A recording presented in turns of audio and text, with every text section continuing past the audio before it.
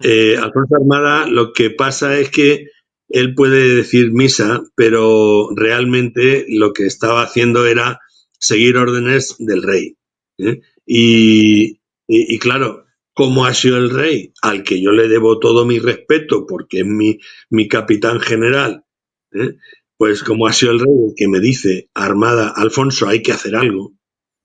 Y tú tienes que estar al frente de tal, pues entonces yo hago lo que me dice el rey.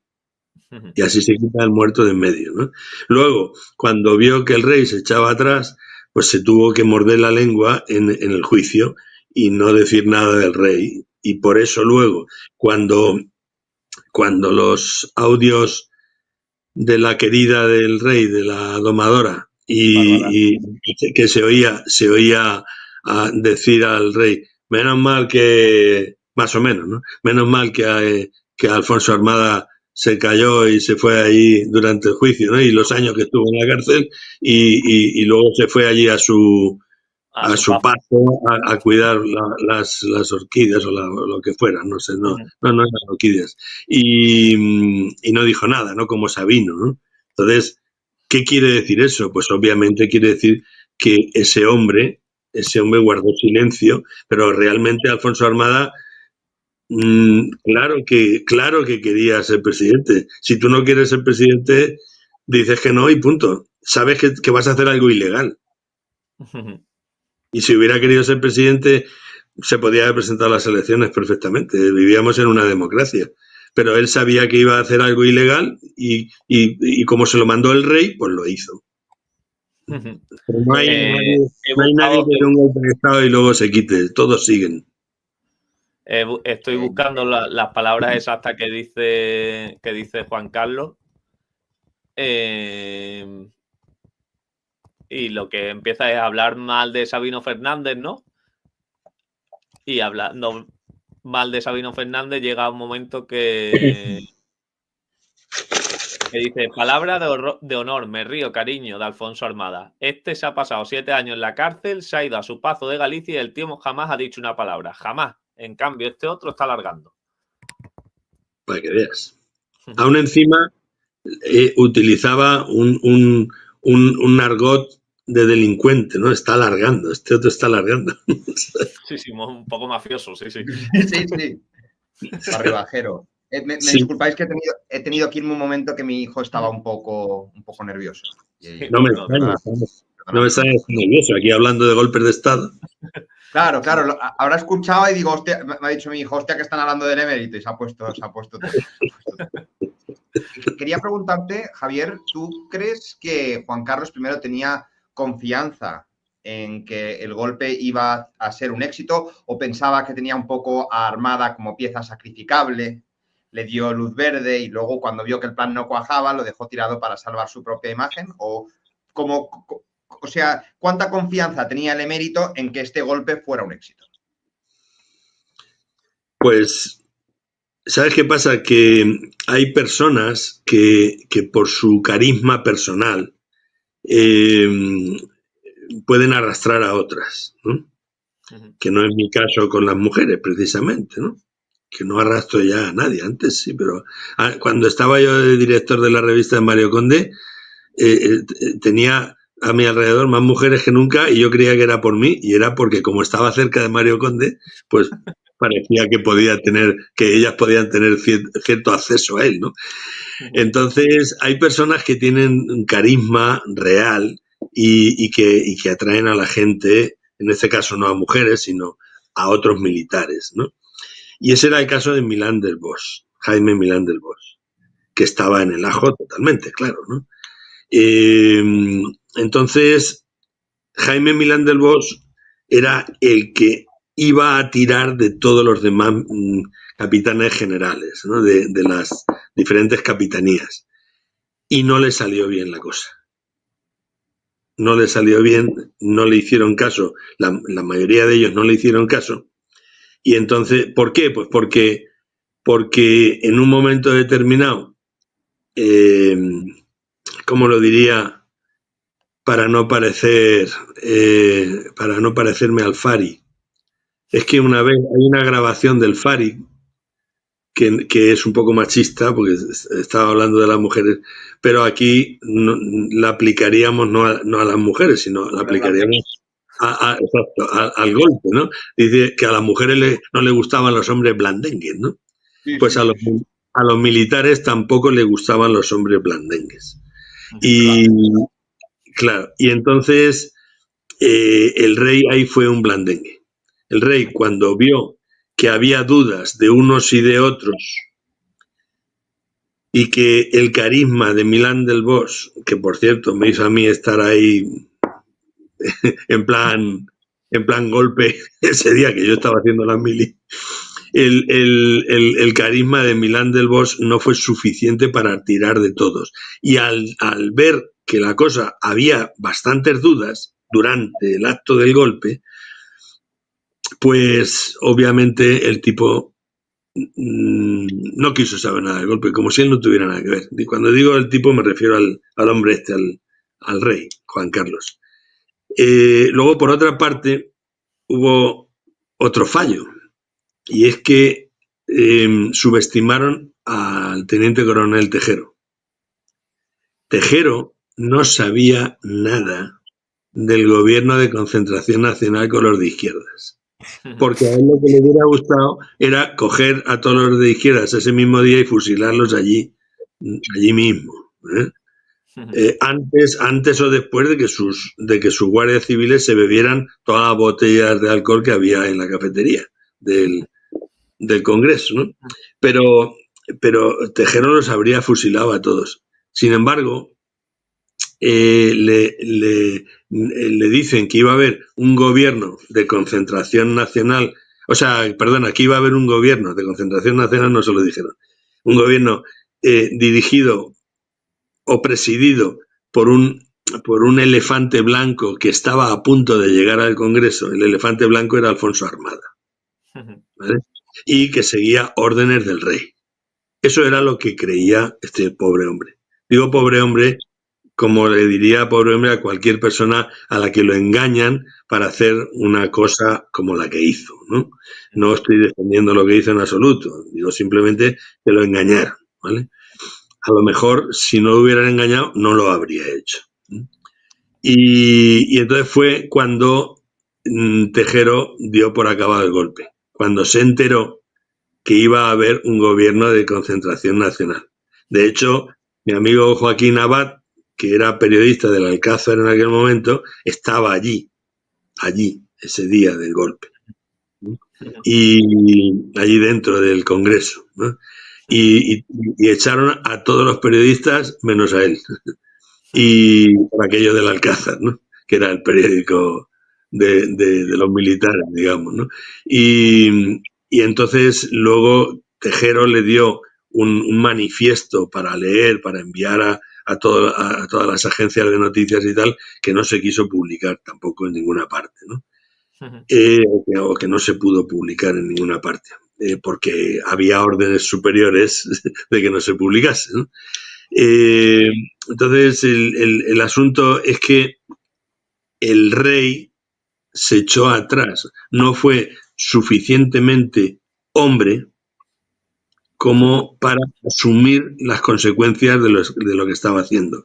Cuando vio, porque él era capitán general de los 3 ejércitos, en un momento en el que, aunque la Constitución ya decía lo que decía, que de hecho todo esto viene de un ataque de cuernos del rey con Suárez, porque todavía no estaba acostumbrado a lo de la Constitución, y entonces Suárez hacía y deshacía, y el rey decía, es que no puede ser, es que el rey soy yo y tengo que estar enterado de todo y tengo que ser yo el que decida lo que se hace y lo que no se hace.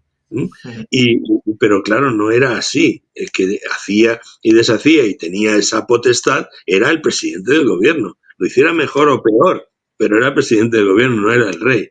Porque el rey no tenía, después de la Constitución, no tenía ya ese poder que tenía, por ejemplo, en el intermedio entre la muerte de Franco y la Constitución, ¿no?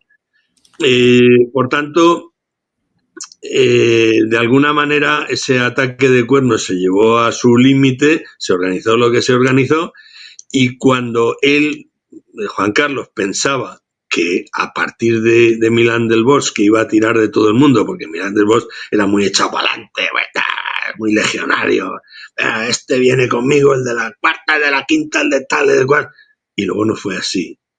De hecho, el comandante Pardo Zancada, que fue el que sacó la acorazada Brunete, sacó los tanques a la calle en Madrid, que luego lo tuve yo de articulista en la revista MC, de Mario Conde. Y me contaba que efectivamente ellos tenían clarísimo, ellos los que estaban al tanto del golpe, que todos los capitanes generales se iban a echar al monte y casi ninguno lo hizo, ¿no? Y por tanto se quedaron solos, y al ver que la mayoría no secundaba el golpe, pero no secundaron el golpe porque muchos, teniendo la duda y pensando en hacerlo, recibieron órdenes del Palacio de la Zarzuela, del rey, diciendo que no lo hicieran. ¿Por qué? Pues porque el otro le vio las orejas al lobo, y cuando mira, un hombre no es más macho por los centímetros de pene que tenga. Parece ser que el Borbón va sobrado de ese asunto, según cuentan, por herencia borbónica, ¿no? Pero no eres más macho por eso. No eres más macho porque porque virilmente seas así. Lo que eres más hombre o más mujer, me refiero, lo que denota cómo es una persona es quien se hace cargo de sus actos, seas hombre o mujer, quien se hace cargo de sus actos y dice, sí, he sido yo. He sido yo. No a nivel de pido perdón, no lo volveré a hacer. A cazar conejos a Botswana y de repente matar un elefante sin querer. Entonces, no me refiero a eso, me refiero a que yo he organizado el golpe, yo he sido, y ahora dimito. Dimito no, abdico. Tenía que haber abdicado y haberse largado por donde había venido. No lo hizo y quedó como un héroe, que no lo es. Lo que hizo Zarzuela una vez que estaban estos tanques camino de Madrid y la división acorazada también, acorazada, ¿no? Sí. También en las calles de Madrid, es lo que monta es un gobierno en funciones con sede en el Hotel Palace, con el puesto de mando en el Hotel Palace. Y ahí está también Aramburu, ¿no? Que es el capitán de la Guardia Civil, y Sáenz de Santa María, que es el capitán de la policía, como luchando contra estos golpistas, ¿puede ser? Sí, claro, pero bueno, lo del Palace es porque estaba enfrente del Congreso. Que era una cuestión logística. Como estaba enfrente, pues... Lo que hace Juan Carlos es llamar a las distintas capitanías, ¿no? A los distintos cuarteles, diciendo que no contribuyan al golpe de Estado.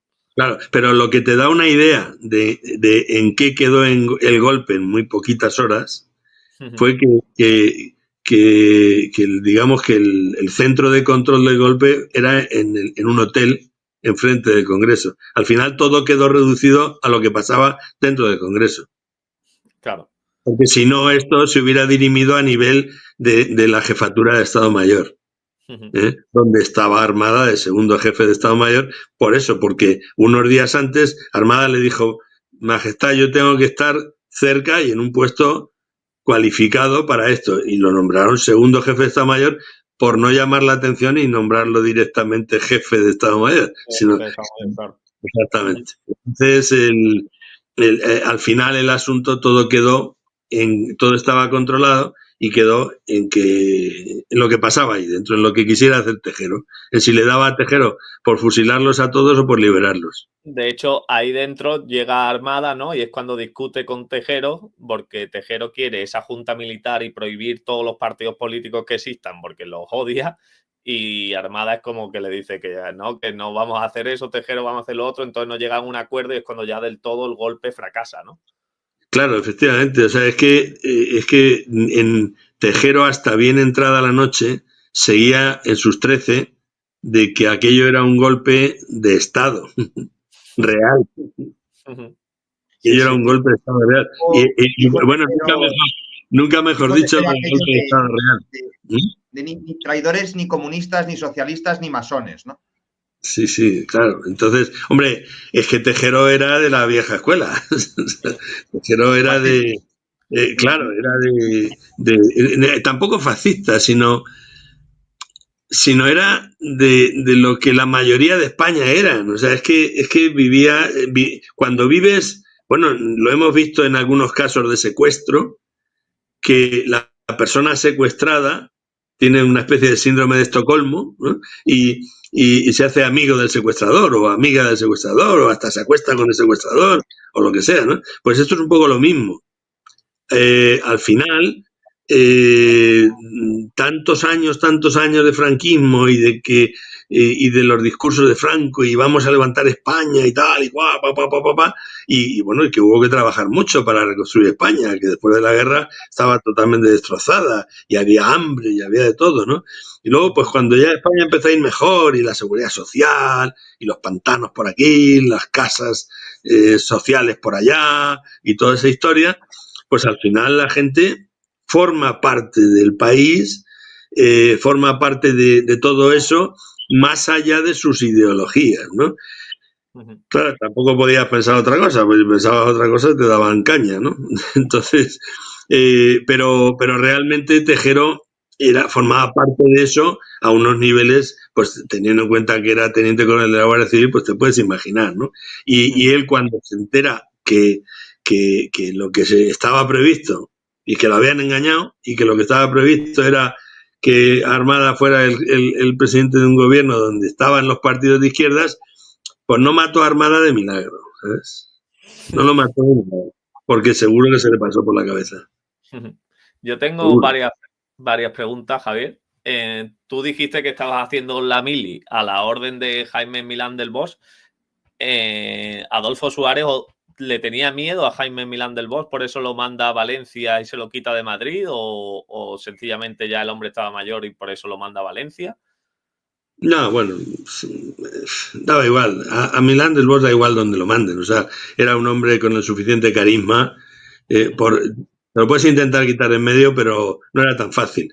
Era un hombre con mucho carisma y que tenía muchísimos seguidores dentro del ejército. De ahí lo extraño y cómo la presión que tuvieron que hacer desde Zarzuela para que los distintos capitanes generales de cada región militar se quedasen parados en lugar de tirar para adelante, ¿no? Porque lo que dijera Milán del Bosch, incluso de teniente general a teniente general, parecía una orden. O sea, que incluso entre iguales lo hubieran aceptado como una orden, ¿no? Y sin embargo, en Zarzuela tuvieron que tirar de algo muy importante para poder parar el asunto, porque si no, la historia hubiera sido de otra manera. ¿Y el ambiente entre vosotros los militares era de qué tipo de ambiente teníais? ¿Vosotros erais muy constitucionalistas o daba igual ya acá prácticamente todo? ¿O cómo era el ambiente? No, hombre, si es que constitucionalista, es que estaba recién llegada la Constitución prácticamente, ¿no? Entonces, el ambiente que había... Mira, es muy difícil, eso que planteas tú, ese constitucionalismo que planteas tú, es muy difícil que se sintiera en aquellos momentos. Más bien te sentías patriota, te sentías muy español, muy tal. ¿Por qué? Tal vez eso era ser de derechas, no necesariamente, pero tal vez. ¿Por qué? Pues porque ETA no paraba de matar.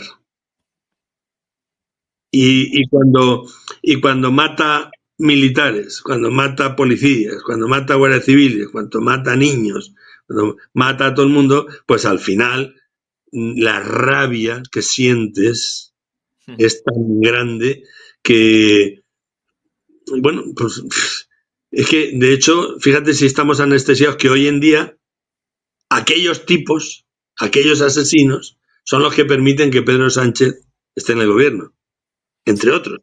Sí, pero bueno, también. Porque son los mismos. Porque son los mismos. Sí, pero también el mismo Partido Socialista es el mismo partido que forma un grupo paramilitar para intentar acabar con este terrorismo, ¿no? Y el mismo que estaba de acuerdo con el golpe para que Felipe fuera vicepresidente. Es el mismo. Sí, sí. Y el Partido Popular es el mismo. Aunque entonces era Alianza Popular, pero es el mismo que estaba de acuerdo con el golpe. Y los padres de la Constitución también estaban de acuerdo en este golpe para ser ministros. Entonces, ¿de qué Constitución me estás hablando? ¿De qué, de qué democracia me estás hablando? ¿De qué libertades me estás hablando? Si estás de acuerdo en que todos estos que he nombrado tenían que estar en la cárcel. A veces tenían que haberse muerto dentro de la cárcel. Todos estos, porque atentaron contra lo más importante que hay en una democracia, que es la libertad. Y todos ellos, solamente por el hecho de estar de acuerdo, porque yo te aseguro que no te ponen en una lista si no estás de acuerdo, si no está hablado antes. Esto no es así de cachondeo, ¿no? Y sin embargo, mira como, por ejemplo, a Ansón se le llenaba la boca de grandilocuencias y de historias y de tal, y míralo ahí donde estaba, ¿no? Por ejemplo, uno que, oye, fíjate, al final resulta que el tipo iba a tener razón. Javier Solana, con lo de la OTAN. Javier Solana con lo de la OTAN, que decía no a la OTAN. Yo me acuerdo que publicamos una foto de Javier Solana en un bar de Vallecas, fumándose un porro, dando una charla por el no a la OTAN, pidiendo el no a la OTAN. Ajá. Luego resulta que él mismo decía que teníamos que estar dentro de la OTAN. Y fue el Partido Socialista el que nos metió en la OTAN, los que decían que no. Pero fíjate, cuando se fumaba el porro diciendo no a la OTAN, el tío tenía razón, porque si llegamos a saber que la OTAN al final va a ser que Donald Trump haga lo que le dé la gana con la OTAN, ¿sabes? Pues, por ejemplo, ayer dijo, de ninguna manera, nunca Ucrania va a entrar en la OTAN.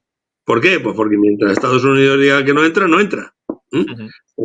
Mientras un país de la OTAN diga que no entra, no entra. Y en este caso lo dice el más grande. Por tanto, a lo mejor el tío este que se fumaba los porros explicando lo de no a la OTAN tenía razón. Pero tuviera razón o no, ese tipo que parecía tan amable, tan simpático y tan así, ese tipo estaba al tanto del golpe. Ese tipo, hermano de uno de los que fue señalado en el clan de la Moraleja con el tema Alcácer. Sí. Estaba al tanto del golpe. Sí. Todo el circular, todo el circular. Sí, has comentado que deberían estar en la cárcel. Al final, los que estuvieron condenados fueron estos cabecillas, claro, a 30 años de cárcel, pero a los 7 fueron puestos en libertad porque le indultaron a casi a todos. Así que 7 años de cárcel por traicionar, digamos, a un país, parece que sale barato, ¿no? Coges unos tanques. Bueno, también han indultado a los catalanes por lo mismo. Sí, pero que quiero decir que a mí personalmente me llama la atención que puedas básicamente intentar mandar en un país a los 7 años y ya estar en la calle, me parece un buen trato, ¿eh? Me parece la pena. Sí, pero todo se hizo, entre comillas, por el bien de la democracia, por el olvido, por quitarnos de en medio, por pasar página del golpe.